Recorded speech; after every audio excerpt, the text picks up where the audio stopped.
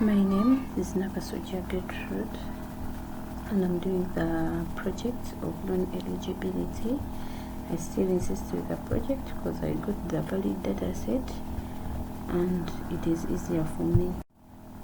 So with the presentation, you give us the PowerPoint to be using, the template. So the contents of the presentation, I have the explanation of the real life problem that I'm to address, the AI agents and the AI environments that I'm intending to use, the dataset description of the project. So one of the informed and uniform research that I intend to apply in my project, and what AI accountability is. So in the real life problem to be addressed, as I said earlier, in most cases a lot of people need a lot of loans to invest in their business or to quickly solve their problem.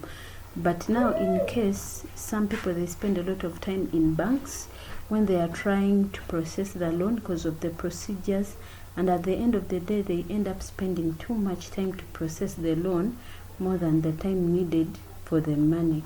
So this AI can be helping someone. What you do is to feed in all your details in the phone. It should be having those sensors for scanning each and every document that you are presenting, such that at the end of it all, they get all the details that you are having, and it should be having a sensor that detects that maybe this document is not valid and this is valid. So at the end of the day, if you finish to submit in your details, it should be able to make the computation of the maximum amount you can get, depending on the details that you have entered. The AI agents and the environments I'm intending to use in my project, according to the agents, I think I can need a goal-based agent, because this goal-based agent will be it's a preferred agent, because for them they choose their actions in order to achieve goals. Now remember, for me, my nature of the project is this flexible one. It's a flexible one, because remember, we have so many situations that are going to change. So this agent that I'm using, it should be able to change. Like, it should be complex. I mean, it should be flexible, because if it is not flexible, there are some conditions that are going to change due to the situations in the country. And if it was fixed in that it's not flexible, then I'm going to be getting the wrong results. So the goal-based approach are even flexible, since the knowledge supporting the decision is explicitly modeled, thereby allowing modifications. Remember, you have just modeled everything that you need your AI to use, meaning they are flexible to whatever you want. So in my AI loan eligibility prediction projects, you will most likely need this type of an agent, as it will make decisions depending on what I modeled, and it can give me room for changing my data fed in and still function like it was expected. It will be making a decision for the maximum loan depending on the details that has been captured from the customer. For AI environment, I would prefer to use a dynamic environment, as it keeps constantly changing when an agent is up with some action. This will be better, since the loan eligibility prediction things keep changing depending on the economy at the moment, where either the conditions might change because of the existing situations. So a dynamic environment will be helping the AI to change without any problems in the model, because it allows flexibility. Now remember, if I get a static environment that doesn't change, remember, there are so many things that changes with finances according to the situations that are prevailing. So if I get a fixed one, it means that I will be getting wrong results, because these ones, they need a flexible environment such that they keep changing according to the changing situations. Yeah.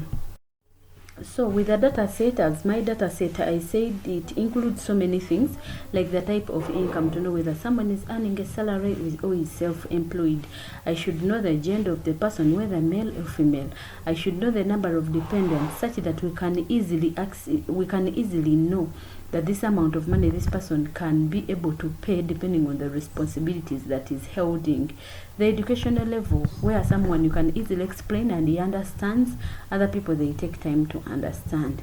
The type of property to be submitted as collateral, such that in case someone fails to pay the money, that collateral can be sold off and the money refunded. So the repayment history of a customer, we have to look at the repayment history of a customer, whether he has been a very good payer or he wasn't, such that we can verify which amount of money we can give to that customer. So in informed and uniformed research, for us here, in informed research, they just use the knowledge beyond what you have provided in the problem statement.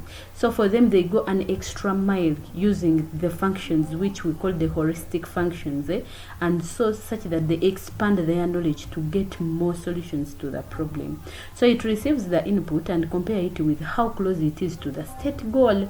So it will be getting the information from the customer and keeps comparing with what it's supposed to do and how close is it with the one that is fed in the model.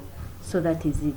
So for me, I think the grid search will work for me, where we expand the node closest to the goal node.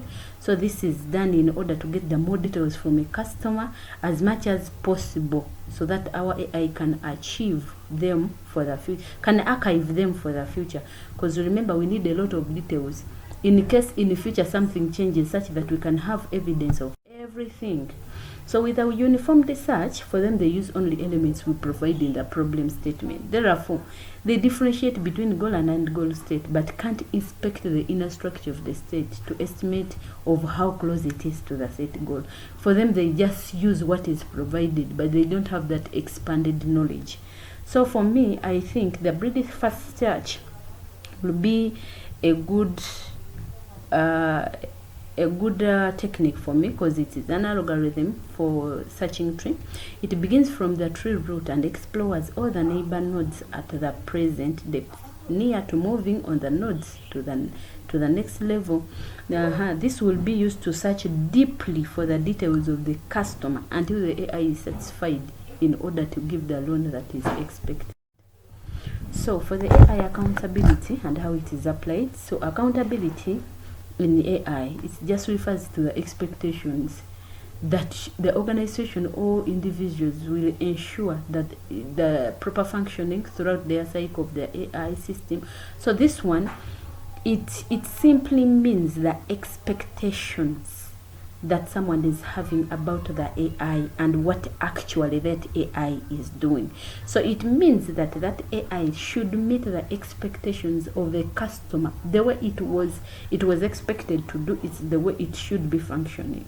So when the AI fails to meet the expectations of the customer, all the blame is taken to the developer who designed and developed it and deployed it. That is simply what the AI accountability means. So the developer is fully accountable if the AI fails to function. So basically, you have to develop a model that is fully functional and meeting all the necessary requirements for the end user. When it fails to function like expected, the blame is totally back to the developer of the model. So these are the references where I got some of the knowledge that have been explaining all this stuff. These are the references where I got all that stuff that I've been explaining throughout my slides. Thank you.